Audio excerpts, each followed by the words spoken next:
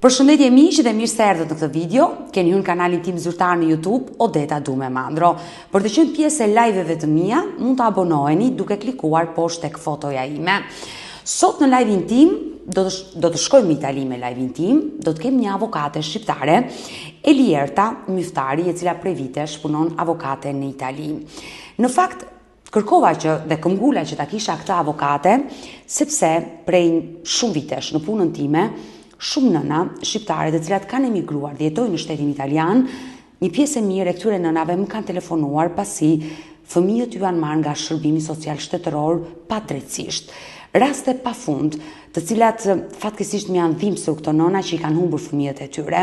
Ndaj të doja sot një avokate për ta sqaruar të gjithë këtë lloj procedure, çfarë ndodh dhe pse nënave shqiptare ju merren fëmijët në shtetin italian, çfarë po ndodh me këto nëna shqiptare, dhe duke kërkuar zbulova që besoj shumë prej jush e di, që në 2014 plasi një skandal në shtetin italian ku shumë gjyqtar u dolën përgjimet se si nënave, jo vetëm shqiptare, por dhe ato me komësi të tjera, ju merresh i fëmijët për të mbushur komunitetet në Itali, sepse ato komunitetet duhet kishin fëmijë që ata të merrnin fonde.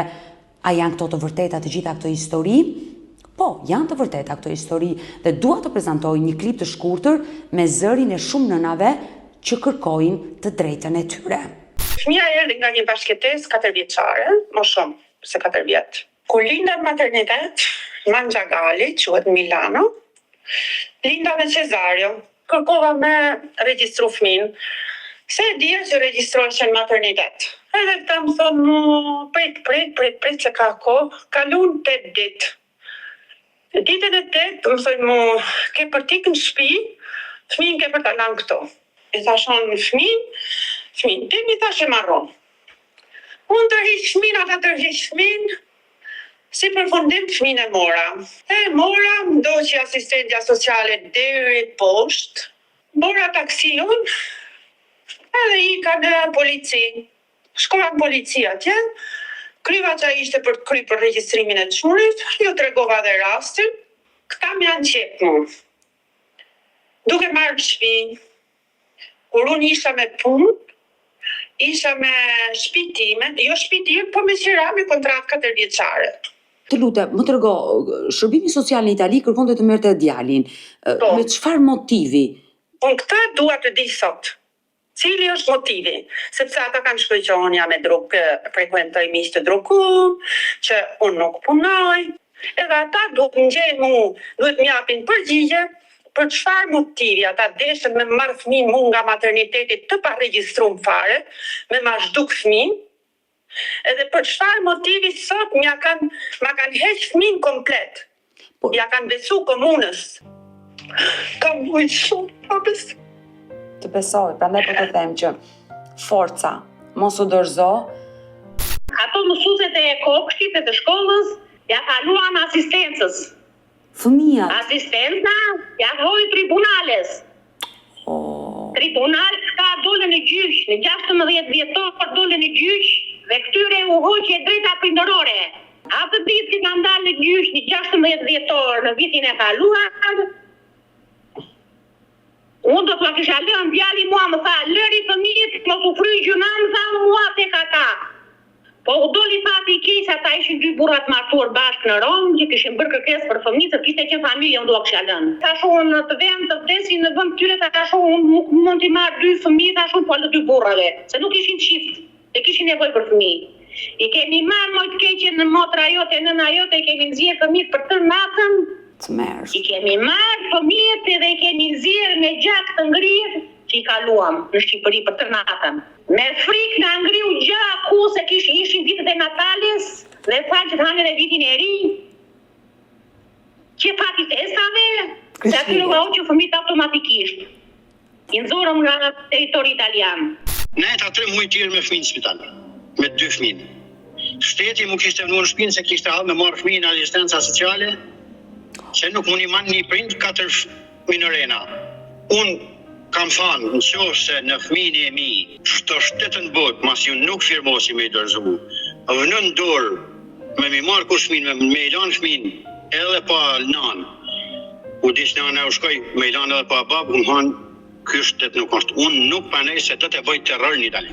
Po të tregoj kam hanë marrastani tash më mirë tash më futin burg për jetë, hukni çilsa për jetë. Se unë terror do të bëj në çdo shkollë më të madhe në Itali, në çdo zyrë, në çdo vend në botë, qofse kush më prek fëmijë. Unë me mnimu, nuk kisha nevojë deta me mnimu kush me muçit buk fëmijëve, se unë isha vetë fëmijë. Nuk kanë aça me çanxhat mirë. Bravo të qoftë. Më kanë thënë vetë sociala, fëmija vinë ma të veshën e të masën e ma të pastër fëmija tu me një babë, se fëmijët që kanë dy prindër. Prindrit të dy, edhe për një jenë rregull nuk kena punë ma me ty. Do më çfarë ndodhi që çështja kaloi në gjykat? Se fëmija nuk shkonte në shkollë. Po, fëmija nuk shkonte në shkollë dhe mësuesët bën denoncimin dhe ti shkove në gjykat. Në psikiatra dhe ashtë thoi jetë se fëmija është shumë i lidhur me ty. Po, normal se është i lidhur me mua, se qysh ditën si ka linë dhe sot vetëm mu pa po. Normal, edhe për të punë se është duhet me të largu fëmijë, se është shumë i lidhur me ty. Kush është e fëmijës nuk, unë janë 32 vjeçë, edhe jam e lidhur me nënën.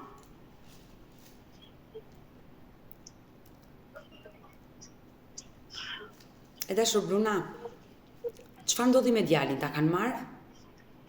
Jo, dhe ta mora me letër dhe 24 ishin, mora burin, njët, edhe edhe në Zvicër. Po që se theja më në Itali, edhe vetëm me shku me po nënën dhe babën, e që se më nalë policia, ja që në fillë njoftimin në prokurës e të në fëmive. Edhe më qënë policinë në shpi. Nese me nënë gjallë, kjoftë, po nënë së babit. O nuk mund t'iko. Edhe nuk mund të flodhe në të qau. Por për para disa ditve, unë isha dhe me një nënë shqiptare, Tina quhet, e cila është e vetmja që e ka fituar gjyqin në Itali kundrejt shërbimi social shtetëror dhe ka marrë prindërimin e plot të vajzës së saj sepse 3 vite janë mbajtur në komunitet. Ajo sot është në një luftë, në një betejë me drejtsinë italiane. Tina ka qenë përpara disa ditëve live me mua ku ka treguar të gjithë ngjarjen dhe dua për frymëzim të gjithë atyre nënave që sot po vuajnë në drejtsinë italiane ta dëgjojnë Tinën se çfarë thotë. E thasin tim shoq më janë. Edhe i thonë që ne jemi në gjykatë, si po më mbrat, pra ne zbuluam që nuk ishte asnjë gjykatës, kishte edhe në urdhër. Fëmija shpihet në komitet proteta të mbrojtur. Vajzën nga krau tjetër i kishin thënë, hajde me ne se babi do ta ndjek mbrapa. Ndërkohë që im shoq kthehet mbrapa, shfutet ke dhoma tek dhoma e gocës, nuk e gjen më. Unë do të punoj. Kështu ju kanë marrë vajzën? Ishte zhdukur. Ata e vazhduan makinën, historinë e makinës. Makina vazhdoi sepse zonë tha unis makina tha polici. Po si unis makina zotëri dhe s'ka asnjë kush ta frenoi të makinë. E për fat keq unis, dakor, dhe është në rregull. Atë unis lokomotiva ime, tash nuk e di këpar përpara pas se normalisht për 2 muaj nuk e morën vesh, do me thënë nga anë avokati në thas, po, e ka marrë policia, nuk kanë qenë hajdutët, shumë larg shtëpisë, do me thënë që deri të mos arrin ta dini se ku ishte. Projti vetëm kaq, mama jam në komunitet, nuk e di ku jam, po iki se po më kapën mbas e më vënë në dënim, që po të shkruaj. Mbas 2 muajshve kemi parë domethënë gocën, për një takim 1 ore në javë. Gjithmonë e mbikëqyrur domethënë nga të tjerët. Ditën e parë kur më morën më hogën në një dhomë aty, sa kjo kishte pa lartësi nga balkoni për të varur me çarçafin poshtë për t'ia mbathur. Nuk kuptoj pse fëmia im do të rri aty tash, për më tepër që kishin futur në një dhomë me një gocë kishte vrarë xhaxhain.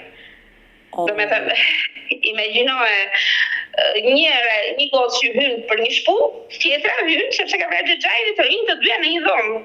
Ria dhe e stresuar edhe për këtë gjë. Kupton sepse ndoshta mund të kishte edhe konflikt midis 2 vajzave.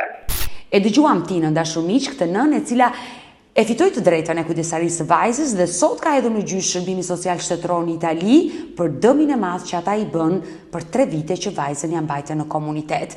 Mirë, unë do të hap dritare dhe do ftoj avokaten Elierta Myftari, e cila ditën e sotme do na tregoj pikërisht shumë ngjarje të shumë nënave shqiptare që në lëkurën e tyre po vuajnë me shërbimi social, i kanë provuar të gjitha këto dhimbje të mëdha për humbjen e fëmijëve të tyre. Kështu që e hap dritaren dhe e ftoj. Elierta, përshëndetje nga Tirana. Përshëndetje. Është një kënaqësi që sot jam live me ju, një avokate shqiptare prej vitesh që punoni në Itali. Gjithashtu është kënaqësi për mua, për ftesën që më bët. E dashur Elierta, unë këmbgula dhe kërkova shumë që ti ishe këtu në live me mua, pasi prej një kohë shumë të gjatë me programe televizive që unë merrem, çdo ditë has historinë nënash të dhimbshme në shtetin italian. Nëna të cilat ju kanë marrë fëmijët nga shërbimi social, por edhe baballar të cilët kanë pasur divorc me nënat janë larguar, ju kanë marrë fëmijët. Shiko, kjo pjesa e fëmijëve të larguar nga familjet nga ana e shërbimeve shoqërore është një plagë, ta quajmë kështu, jo vetëm me familjeve shqiptare. Është diçka që i referohet gjitha familjeve, domethënë gjitha nacionaliteteve, që edhe familje italiane plot që janë të përfshira në praktika të këtilla, ta quajmë kështu. Normale që familjet emigrante janë deri diku subjekt më shumë ndaj kontrolleve të shërbimeve shoqërore, sepse kontrollet shpeshherë mund të jenë të lidhura me sinjalizime që bëhen nga komshinët apo nga shkolla që frekuentojnë fëmijët, sepse mund të kenë një vështirësi, sidomos në momentet e para kur transferohen familjet në Itali, një vështirësi gjuhe që i lë pak mbrapa në mësime, dhe njëkohësisht kjo është edhe raportuar me moshën e fëmijëve. Kur fëmia nuk është dhe aq i vogël, mund të ketë edhe vështirësi raportimi me shokët e me shoqet e klasës edhe me mësuesit. Nuk është vetëm vështirësia e gjuhës, por është edhe vështirësia e lidhur me emocionalitetin e fëmijës, sepse është larguar nga një shkollë ku mund të kishte lidhje shoqe, domethënë një ambient i njohur, dhe është transferuar në një vend huaj ku nuk njeh gjuhën dhe me shoqëri të tjera ku i duket vetja deri diku alien. Kështu që domethënë shpeshherë ndodh që shkolla sinjalizon jo për keq, për mirë, për shembull, situatën e një fëmie. Dhe shpeshherë kjo situatë mund të nuk po them manipulohet, sepse aty do të thotë që ka një vullnet të gabuar nga ana e shtetit, po mund të keq interpretohet. Është shteti italian i cili ka një shërbim social të fortë që realisht i mbron fëmijët, apo kemi të bëjmë dhe me raste që është abuzuar? Se në shumë raste të cilat unë kam dëgjuar rrëfimet e shumë nënave që i kanë humbur fëmijët aty apo janë në proces gjyqësor, është të vësh dhe duart në kokë. Ti merret një nënë e fëmia në një mënyrë banale për një fjalë që mund të thënë fëmia në shkollë dhe nënës të hiqet e drejta qoftë dhe prindërore, kjo është tmerr. Në këndvështrimin tuaj si një avokate që keni patur shumë klient dhe i keni ndjekur në procese gjyqësore, çfarë po ndodh aty në Itali? Shiko, puna është që si në çdo profesion ka profesionistë të serioze, korrekt, ka dhe profesionistë që gabojnë ose që nuk janë korrekt në zhvillimin e punës tyre. E njëjta gjë ndodh me shërbime shoqërore.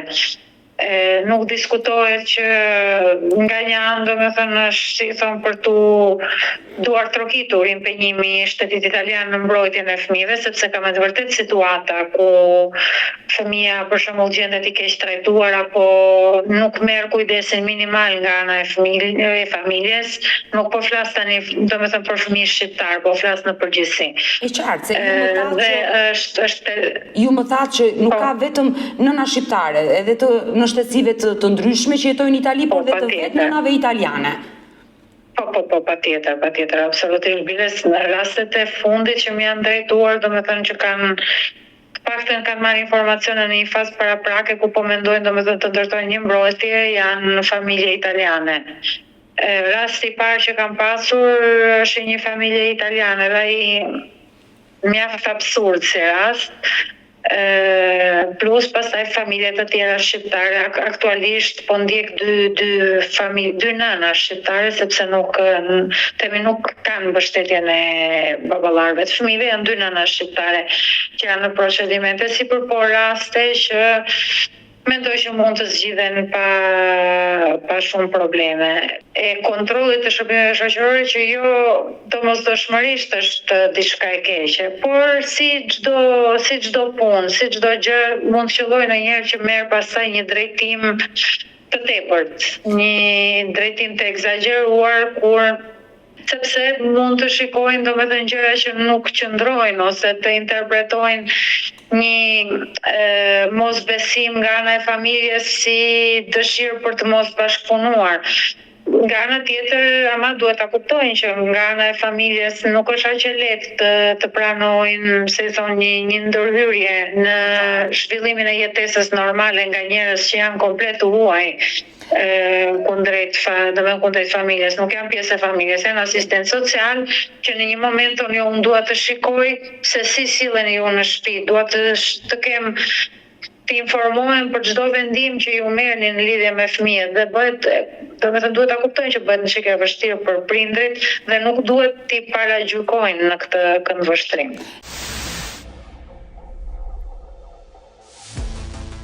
E dashur Liberta, dua të pyes gjithnjë pa na treguar emra dhe të identifikohen klientët e tu. Më tregua që jeni në proces gjyqësor me një rast italian, të një nëni italiane që është absurde. Çfarë ka ndodhur me këtë nëni italiane që vetë shteti po ja merr për të kuptuar pastaj edhe me nënat shqiptare që si emigrante shikohen edhe me syrin tjetër? Çfarë po ndodh me këtë nënë italiane? Ky rast i kësaj familjes ishte edhe një çik i veçantë sepse vetë nëna kur ka qenë fëmijë ka qenë një nga fëmijët e mbrojtur nga shërbime shoqërore sepse kishte një baba keq trajtues. Është rritur në komunitet, vetë.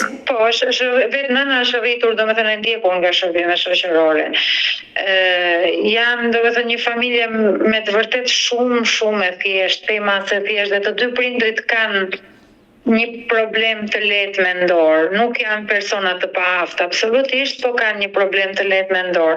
Edhe sido që tjetë kanë kishin familjen e babait, gjyshrit edhe xhaxhain që i mbështesnin në jetesën e tyre, dhe thjesht se fëmia kur ishte diku te 2 vjeçët e kishin parë komshinët me bebelin tek shkallët e pallatit, ishin thirrur shërbime shoqërore dhe nga i moment fëmia ju është marrë, është çuar fillimisht në një komunitet, pastaj në një familje ku gjendet akoma dhe sot. Unë rastin nuk e pata, që në fillimet e zhvillimit fakteve, erdhën tek unë pak më mbrapa, por sido që tjetë, është ajo pjesa e bashkëpunimit që folëm që parë, kërkova, u përpoqëm bashkë me prindrit që ta risillnim këtë vajzë të kthehej në familje. Vajza tani është 13 vjeç, kanë kaluar shumë vite. U përpoqëm ta rifusnim në familje avash, sepse dhe në raste kur fëmia largohet, është e larguar nga familja prej shumë vitesh, nuk mund edhe të pretendohet sot me nesër dua ta fus në shtëpi, sepse dhe fëmia e ka vuajtur një herë atë stresin e shkëputjes së papritur nga ambienti që quante familje. Dhe në këtë rast, edhe kur vendoset që të kthehet në familje, duhet jetë me hapa, me step, që t'jetë, sa më graduale t'jetë e mundur. Problemi aty që folëm që pari i bashkëpunimit është që në këtë rast për shembull prindrit nuk e kuptonin pse nuk ishin në gjendje ta pranonin dhe shpeshherë diskutonin dhe ziheshin me asistente sociale, edhe në seancë reaguan keq, edhe në sy të gjykatës reaguan keq, edhe aty pastaj nuk pati mundësi, sepse pastaj në sy të gjykatës ato gjëra që asistentët social shkruajnë për shembull mbi prindrit, nëse pastaj diçka arrin ta shikoj dhe me sytë e vet, dale, ku do ta çoj unë këtë fëmijë? Për një pampers që nëna e ka pasur në dorë dhe është menduar keq trajtim se fëmia është parë në shkallë. Jo, është menduar fëmia në shkallë vetëm, është fëmijë i braktisur, si thua, nuk është i kujdesur mjaftuar, domethënë prindrit nuk kujdesen mjaftueshëm për këtë fëmijë. Por rasti shqiptar që ke në dorë të një nëne shqiptare për të bërë një krahasim të bëhet fjalë për një fëmijë është adoleshent. Në të dy rastet që kam aktualisht, pritet për fëmijë adoleshent, Njëri hyn ato rastet që folëm çfarë, domethënë transferuar në Itali prej pak vitesh me vështirësitë e momentit, me një domethënë baba që nuk ishte adapt, të themi, nuk sillej në mënyrën e duhur, nuk përkujdesej mjaftueshëm për familjen.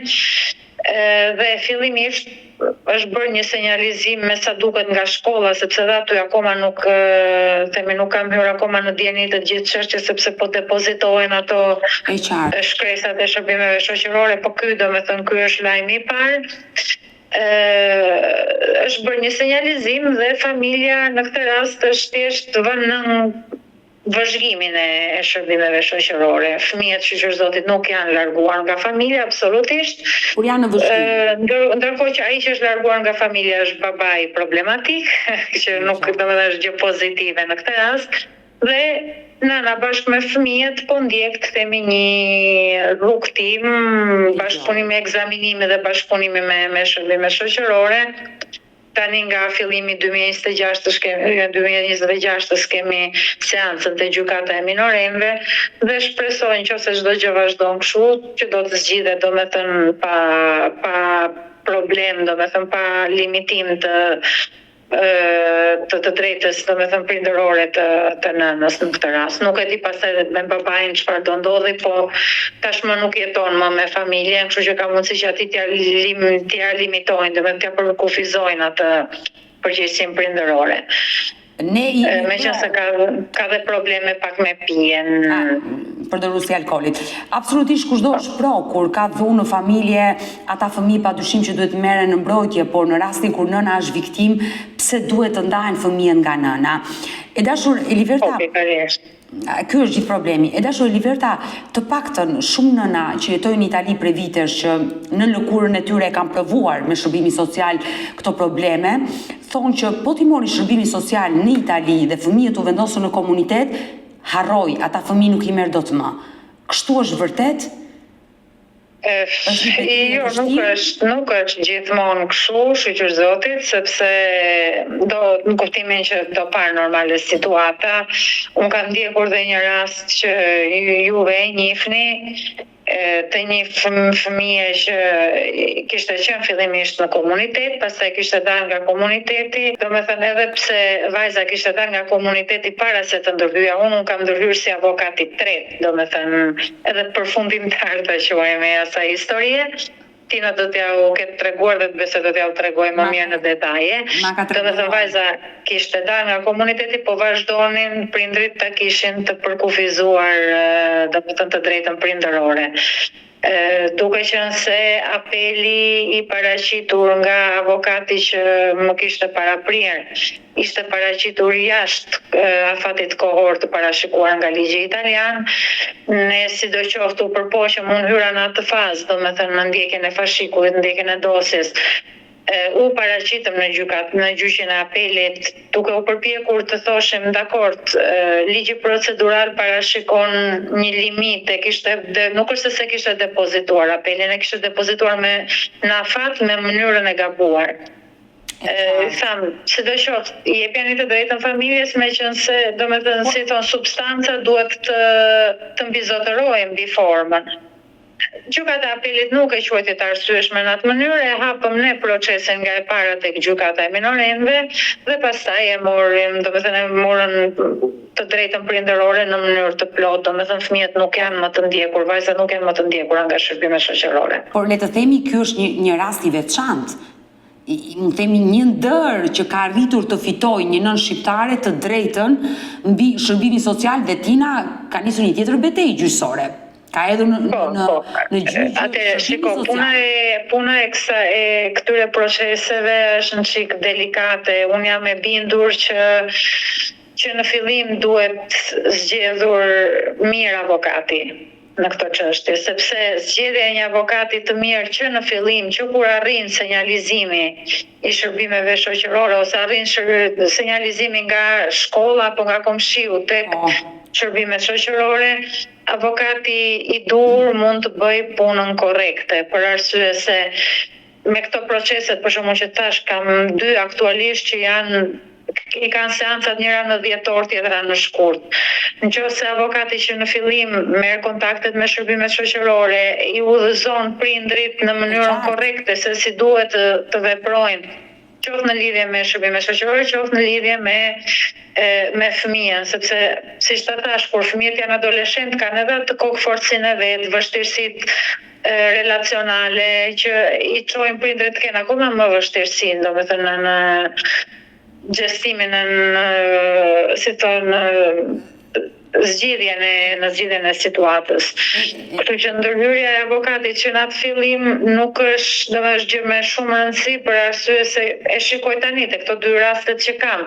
Kur i shikoj që nënat janë në vështirësi, thonë po më lodhën këta, po më kërkojnë gjëra të pamundura, po më kërkojnë gjëra të vështira, po unë duhet të urrin nga mbrapa etj. Jam unë ajo që i sjell pak, si thonë, me këmbët në tokë, i them shiko se e kuptoj që bashkëpunimi tani mund të jetë i vështirë, po është ai që na çon themi në zgjidhjen më të mirë të normale. Pastaj nëse asistenti social vjen dhe i bën kërkesa që nuk kanë asnjë logjik në lidhje me zhvillimin e procesit, jam unë e para pastaj që ndërhyj me shërbime shoqërore dhe i them këtu e ke kufirin, nuk e pse ti kërkosh gjëra që gjykata nuk të ka përcaktuar. Sepse përgjithsisht gjykata e minorenve në momentin që si themi i përcakton shërbime shoqërore kompetente dhe u jep një seri detyrash për të bërë deri në seancë, i jep në bazë të një logjike që ka ndjekur gjykata në atë moment. Kështu që shërbimet shoqërore nga një anë kanë të drejtë t'i bëjnë ato hulumtime, nga ana tjetër e kanë për detyrë, sepse u ka përcaktuar gjykata e minorenve. Kështu që prandaj them që duhet të ketë bashkëpunim në atë këndvështrim, sepse është gjykata që i kërkon. E dashur Elierta, unë dua të pyes, duke ditur që je takuar me shumë nëna, të cilët kanë këtë lloj problemi në shtetin italian, që shërbimi social o ua ka marrë fëmijët ose është në vëzhgim. Kush është shkaku kryesor i nënave shqiptare që ju marrin fëmijët në Itali? Unë besoj se ka diçka domethënë specifike të nënave shqiptare, siç ta thash më përpara, nënat e huaja mund të vëzhgohen pak më shumë pikërisht në bazë të, domethënë për shkak të vështirësive që mund të hasin, sidomos në momentet e para të emigrimit. Nuk është rasti i Tinës, për shembull, sepse ju e dini. Ajo domethënë që një rastësi, është një gjë që mund të kishte ndodhur shumë thjesht një familje italiane pa asnjë lloj domethënë dallimi. Por që këto, domethënë ato që janë rastet për shembull që po ndjekun tani dhe edhe raste me nëna domethënë të nacionaliteteve të tjera që janë italiane, lindi sidomos në fazat e para të emigrimit, kur mund të jetë një vështirësi themi adaptimi në shoqërinë e re, nga ana e fëmijëve mbi të gjitha, po dhe nga ana e prindërve, sepse nga ato vështirësive relacionale që u referohesha më parë, të fëmijëve u bashkohen dhe vështirësitë që mund të kenë prindrit në gjetjen e një pune, në gjetjen e një shtëpie të përshtatshme. Shpeshherë ne emigrantët në momentet e para të emigrimit jemi gjendur të banojmë edhe në shtëpira që mund të mos ishin, të themi, fantastike, ato që ndërronin. Domethënë mund të kenë shtëpi më të thjeshta, me ambiente më të vogla ose ambiente të pamjaftueshme. Domethënë jo çdo fëmijë mund të ketë pasur mundësinë të kishte dhomën e vet, kanë fjetur për shembull në sallon dhe këto konsiderohen për shembull si gjëra të çuditshme nga ana e shoqërisë italiane, sepse nuk janë mësuar të shikojnë situata të tilla. Edhe se faktikisht ka në familje, sepse ka edhe domethënë familje italiane që kanë vështirësi sa të duash. Dhe pikërisht ato janë pastaj familje që më shpesh përfundojnë në vëzhgimin e shërbimeve shoqërore. Ajo që nuk konsiderohet, të themi, normale, gabimisht nuk konsiderohet normale, sepse varfëria nuk duhet jetë kurrën e kurrës shkak për t'i marrë prindërve fëmijën. po që çon pikërisht në këto momente vëzhgimi. Pastaj, unë e them gjithmonë, nëse një familje është në vështirësi për arsyet nga më të ndryshmet, shërbimet shoqërore dhe shteti italian duhet të ndërhynin për ta ndihmuar familjen. Dhe jo për t'i ndarë nënën me fëmijët. Nëse unë do jetoja në Itali përpara disa viteve, sepse unë kam 2 fëmijë dhe të 2 fëmijët i mbaja në një dhomë. Se s'kisha mundësi të kisha 2 dhoma, mua do mi merrni fëmijët. Jo vetëm për atë. Në kuptimi edhe unë jam rritur si në shumë familje italiane në shumë familje shqiptare ku nuk domethënë të jepnin apo mos jepnin zgjerim apartamenti varej nga komiteti. Edhe unë me ti me motër jemi rritur në kuzhinë, domethënë në divan, flinim në divan, ato ishin mundësi, do me kuzhina kishte dhënë shteti, ato na la derisa mundëm domethënë pastaj nga privatizimi. Dua të bëj ditën e sot me krahasimin e shërbimit social në Itali me atë në Shqipëri, sepse këtu në Shqipëri le të themi, nuk e di, a ekziston shërbimi social shtetëror apo jo. Fëmijët su dalin në rrugë lypin, fëmijët këtu nuk shkollohen, prindit nuk i çojnë në shkollë, këtu fëmijët nuk kanë bukë të hanë, këtu fëmijët nuk kanë me çfarë vishen, këtu fëmijët abuzohen, këtu fëmijët dhunohen, këtu fëmijët rriten me baba dhunues dhe vazhdon kjo lloj gjendje dhe ende shërbimi social nuk vë dorë mbi këta fëmijë. Tek ne funksionon ndryshe, ne nuk kemi komunitete enkas për këta fëmijë që t'i strehojmë dhe t'u japim mbrojtje. Këtu funksionon shtëpi jetimore, nëse ngelesh pa prind, mund të shkosh dhe të jetosh atje, por nëse i ke prindri, se si jeton me dhunë, me çfarë jeton, askush nuk i intereson dhe kjo është të vësh duart në kokë, ne jemi ekstremi, nuk flas për Shqipërinë. Por asnjëra nga të dyja nuk është mirë, nuk diskutohet. Po flasim për ekstremin në Shqipëri, por pak edhe për ekstremin e tepruar në shtetin italian. Eliberta, në 2014 në shtetin italian plasi skandali për sa i përket komuniteteve. Nuk e di, nëse do jepi një koment, doja apo nuk doja ti përket drejtësisë italiane, punon aty si avokate, por në 2014 shumë përgjime dolën, se si, le të themi, gjyqtar, familjar të gjyqtarëve kishin lidhje me komunitete, sepse logjikisht komunitetet duhet kenë fëmijë që të mbushen dhe të ketë fondacione që të mbajnë ato. Pra, kuptohet qartë dhe interesi i madh i njerëzve të cilët i marrin këto fonde. Ky skandal shpërtheu dhe si u komentua aty në Itali ky skandal, sepse aty doli haptazi që fëmijët merreshin pa të drejtë, ndaheshin nga nëna që të mbushesh numri në komunitet dhe të merreshin fonde. Shiko, ajo bëri bujë të madhe si çdo gjë që ndodh në Itali, po imagjinoj edhe në Shqipëri, të paktën këto janë vende që unë njoh më shumë. Çdo gjë u lit me politikën, nuk diskutohet. Meqense komuna në fjalë drejtohej nga e majta, u hodhën këta të djapës, ja ata të majtës hanë fëmijët, e ke parasysh si bëhen pastaj duke harruar nga një anë, domethënë atë që ishte gjëja më kryesore, familje që kishin vuajtur. Domethënë u kthye më shumë muhabetin politik se sa në vuajtjen efektive që mund të kishin mësuar fëmijët apo familjet. Nuk diskutohet që është një shprehje në Itali, fata la legge trovato l'inganno. Në momentin që bëhet ligji gjehet mënyra se si për ta shfrytëzosh jo ligjin, po boshlllikun e ligjit. Dhe kjo gjë për fat keq ndodh shpesh në Itali. Siç e dim, ne avokatët më shumë se qytetarët, ligji nuk mund të jetë specifik te i mase, për arsye sepse duhet të jetë i përshtatshëm për të gjithë dhe duhet të përshtatet situatave nga më të ndryshme që të jetë mundur. Kështu që nuk mund të bjerë shumë në specifik. Domosdoshmërisht shpeshherë ndodh që në ligj ngelen boshllëqe, ngelen vrima boshe. Dhe këto vrimat boshe shfrytëzohen pastaj nga personat që janë kriminal, ta themi, ti quajmë me fjalën e duhur. Pikërisht ligji i ndërtimit të komuniteteve nuk është i gabuar në vetvete, sepse siç thuaj ti do të duheshin mbase në Shqipëri nëse të aplikuar korrektsisht. do duhet ishte ndoshta në çik më i rreth dhe me më shumë rregulla për sa i përket pastaj trajtimit të fëmijëve në komunitet, kush i xheston, kush i merr lekët, qysh i merr lekët, ka një kontroll se si trajtohen këta fëmijë apo s'ka një kontroll.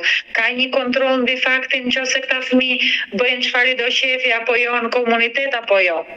Domethënë këto janë boshliqet që mendoj unë që ka ligji italian aktualisht, për arsye se dëgjojmë shpesh herë dhe nga rasti i Tinës, që nuk e di a keni folur specifikisht, po që edhe në komunitet. Domethënë, për të shpjeguar, Tina përpara disa javë ka qenë në live me mua dhe më ka treguar gjithë historinë e vajzës së saj. Siç të ka treguar, domethënë ato si thon koha e qëndrimit në komunitet të vajzës, që domethënë komplet shokante, shokuese për vajzën, sepse nuk, domethënë fëmijë 13 vjeçar që duhet gatuajnë vetë, kujdesen vetë për veten, e bëjnë pazarin, se bëjnë pazarin kush është më i madh, merr 2 lekë më shumë për të bler shampot, kush ishte më i vogël nuk i takonte shampoja. Domethënë gjëra që janë komplet absurde. Komuniteti duhet të jetë një vend dhe një moment mbrojtës për fëmijën, që për çfarë do lloj arsye ka qenë domethënë është detyruar të shkojë atje. Dhe nga këto domethënë lindin ato pastaj problemet që po thoshim. Nëse komuniteti nuk është tutelus për fëmijën, nuk e di se sa logjik ka që të jetë. Aty duhet të ndërhyjë pastaj ligji dhe duhet të ndërhyjë magjistratura që ta çojë komunitetin në funksionin për të cilin ka lindur. Unë kam folur dhe me një vajzë shqiptare e cila fatkeqësisht ishte rritur në komunitet dhe kur më ka rrëfyer historinë e saj jam prekur, kishte tentuar 3 herë për vetvrasje. Pastaj ka komunitete më të mira dhe komunitete më të këqija, po në një farë kuptimi unë domethënë si thoni krahasoj komunitetet deri diku me burgjet, domethënë nuk do të jenë komunitete edukative, por për fat keq, ashtu si janë në Itali të paktën shumica, çka kam dëgjuar, nuk flas domethënë për eksperiencë jo personale, po personale në kuptimin të klientëve. Komunitetet sot e kësaj dite nuk janë komunitete edukuese, sepse nga klientët që kam dëgjuar asnjë nuk ka dalë më i mirë se çka hyrë që atje. Kështu që nuk e di çfarë kuptimi mund të kenë në këtë lloj forme që janë. Po sidomos kur bëhet fjalë për fëmijë që nuk janë në situata dhune në shtëpi, po mund të jenë në një situatë varfërie apo në një situatë varfërie si ekonomike si kulturale të familjes. Nuk ja vlen baraqëran që ti ta heqësh fëmijën ta çosh në një komunitet thjesht për këtë arsye. Në momentin që fëmia është i dhunuar, kudo më mirë se sa në një familje ku fëmia dhunohet. Domethënë për atë jam dakord sot e kësaj dite. Jam gjithmonë ama e mendimit që komunitetet duhet të kenë kontrollin e ligjit edhe kontrollin e magjistraturës, në mënyrë që të mos të ndodhin më pastaj raste si ato që të 2014-s. Edhe pse lexova para pak ditësh, nuk e thellova argumentin, them të drejtën, sepse kam qenë dhe pak e ngarkuar me punën, por me sa kuptova disa nga personat e përfshirë atëre që kërkan shpallur të pafajshëm, domethënë tani në ditët e kaluara, në javët e kaluara. Nuk e di domethënë se qyshte se tek atje me siguri ka pasur një abuzim, mbase jo nga të gjitha subjektet që ishin të përfshirë në procesin themi minorin dhe në procesin e komuniteteve, po diçka ka pasur që nuk ka funksionuar në rrugën në mënyrën e duhur. Siç e the ti më parë, në qoftë se persona që kanë një interes ekonomik në mirëmbajtjen, në mbajtjen e këtyre komuniteteve, pastaj kanë lidhje me shërbime familjare apo miqësore, me shërbimet sociale apo me gjykatësit që punojnë në gjykatën e minorenëve dhe që marrin vendimet mbi këta minorenë, është normale që ka diçka që nuk shkon. Siç është rregulli për avokatët dhe për magjistratët që një avokat ose një magjistrat që ka lidhje familjare apo lidhje sentimentale me një gjykatës apo avokat që punon në të njëjtën gjykatë, duhet ta deklarojë në mënyrë që rastet e mia si avokate mos t'i përfundojnë të zëm bashkëshortit tim që është gjykatës. Kështu që janë gjëra normale, edhe njëjta gjë duhet të jetë. Familjarët e gjykatësve të minorendve nuk duhet të kenë interesa në komunitete, interesa ekonomike, sepse bëhet, domethënë është il gioco è fatto, pastaj e themi në Itali. E dashur Elierta, kush ka qenë rasti më i vështirë? Gjithnjë flas për shqiptarët, rastet që ke pasur në gjykatë me nëna apo qoftë dhe baballar shqiptar. Ku qenë rasti më i vështirë që dohet ta veçoje? Po besoj që rasti më i vështirë ka qenë ky i Tinës, për arsye se jo se kishte vështirësi në familje, domethënë, po ishte domethënë vuajtja e vajzës, vuajtja atyre, kozgjatja e procesit, sepse kishin kohë, domethënë kishte filluar themi kjo odiseja e tyre që në 2021 edhe arritëm ta mbyllnim në fund në qershor të 2024-s. Kështu që ishte normale që ishte, si thua, kishte një ngarkesë emocionale, fakti që të arrinim mbas aq shumë peripecish që t'i kthenim ata në përgjegjësinë e plot prindërore, siç e dëshironin. Është e vërtetë që vajza për fat mirë, domethënë mbas një viti në komunitet u kthye më në fund në familje, domethënë nuk që më e gjatë ajo, se siç e tham që një periudhë vështirë edhe për vetë vajzën, po të paktën domethënë u kthye në shtëpi, po që pjesa mbrapa me ato vështirësitë me shërbime shoqërore që të thrasin vazhdimisht, bëjnë ato relacionet që nuk i korrespondojnë plotësisht të vërtetës. Tina nga një thoshte po jo, po ne bashkëpunojmë, ata thoshin jo, prindërit nuk janë bashkëpunues. Edhe avokati që duhet qëndrojë në mes dhe të përpiqet t'i shpjegojë gjykatës se si qëndrojnë gjërat realisht. E qartë, e dashur Elierta, nuk do të mbaj gjatë, se e di që je lodhur dhe ke shumë punë në zyrën tënde. Ajo që më vjen keq dhe e quaj një padrejtësi nga ana e shërbimit social është momenti kur shumë nëna që mund të kenë konflikte, gjithnjë referohem nënave shqiptare, jo kombësive të tjera. Shumë nëna shqiptare të cilat kanë emigruar në Itali dhe kanë pasur probleme me partnerët e tyre, që mund të kenë qenë përdorus të alkoolit, të papërgjegjshëm, dhunues, siç përmendët edhe ju rastin e klientes tuaj, shërbimi social e ka marrë nënën dhe fëmijët fillimisht në mbrojtje. I kanë marrë dhe i kanë futur në komunitet, i kanë vajtur pak muaj dhe nënën e kanë ndarë nga fëmijët dhe më pas i kanë thënë dil dhe e kanë lënë në rrugë dhe fëmijët nuk ja kanë kthyer më. A është kjo një padrejtësi me një nën që mendon që shteti ku jeton po e mbron dhe pas disa muajve e lën në rrugë? Kjo ka ndodhur. Kam pasur edhe një rast të tillë, që aktualisht domethënë nuk e kam më, domethënë nënën vazhdoi e mbroi në një proces tjetër, por që për pjesën e gjykatës minorenve jo më. Dhe ka ndodhur, efektivisht ka ndodhur një diçka e tillë, është e padrejtë sepse të gjitha ndonjëherë shfrytëzohet të tjerë gjithmonë, po ndodh ndonjëherë që asistenti social nuk e kupton rolin e vet dhe vihet në një nivel të zëm ose më keq, në nivel se sa prindi që ka hallin edhe ka vështirësinë. Dhe i merr gjërat, domethënë diku tek personalja dhe diskuton apo bën zihet me prindin e tjerë. Dhe këto janë gjëra që nuk duhet të ndodhin, po për fat keq qëllon që ndodhin edhe këto. Dhe kjo është vërtet një fatkeqësi. E dashur Elierta, kush është mesazhi që do i përcjellje të gjitha atyre familjeve shqiptare që kanë probleme të tilla me shërbimin social shtetëror aty në Itali? Atëre, këshilla që mund t'ju jap është që t'i drejtohen profesionistëve, mos të dëgjojnë, ose mirë themi t'i dëgjojnë, po mos i marrin si të mirëqëna eksperiencat e të tjerëve, sepse eksperienca e njërit nuk është domosdoshmërisht ajo që do të ndodhi ty.